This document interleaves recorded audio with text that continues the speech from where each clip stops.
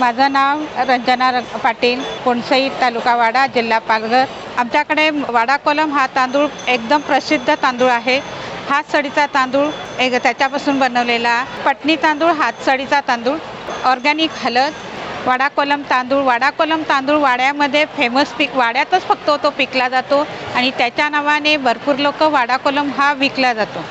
वाड्याचा तांदूळ हा तांदूळ हा मुंबईत फेमस चालतोय। त्याचा सुगंध वास येत नाही, पण त्याची चव एकदम सुंदर आहे। शाकाहारी भाजी बरोबर, मटणाबरोबर, आणि ते खाण्याला एकदम सॉफ्ट आहे, पचायला व्यवस्थित आहे। वाडा तालुक्यातच फेमस तांदूळ पिकला जातो। कडवेवाल हे चविष्ट त्याची भाजी बनली जाते आणि त्याची विक्री मुंबईत भरपूर होते। लोकांना कडवेवाल म्हणजे एक उत्तम प्रतीचा एक वेगळी ऑर्गॅनिक म्हणून एक भाजी बनली जाते। वाल हे पहिल्यांदा पाण्यामध्ये भिजत घातले जातात। भिजवल्यानंतर ते काढून सोलले जातात। टॅमॅटो, मीठ, मसाला, हळद आणि गूळ आणि चिंच घालून अगदी एकदम चवदार बनते आणि त्याची एक आगळी वेगळी एक चव येते। अजून त्याच्यापासून एक वाल आणि पनीर ही भाजी एक फेमस बनली जाते।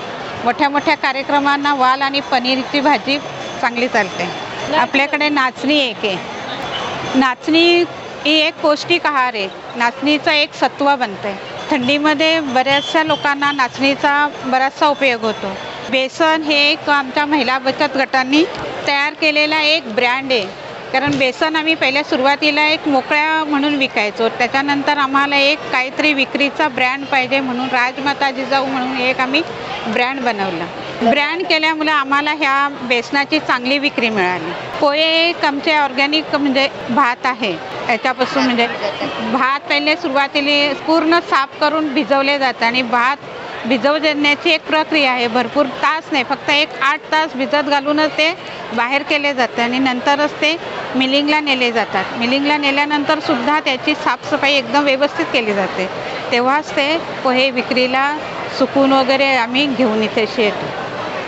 मित्रांनो, तुम्हाला जर हे प्रोडक्ट जे आहेत ते जर मागवायचे असतील तर समोर नंबर दिलेला आहे 9146608045 यावर तुम्ही कॉन्टॅक्ट करून यांच्याकडचा जो तांदूळ आहे, अतिशय वेगळा तांदूळ आहे, तो मागू शकता। धन्यवाद।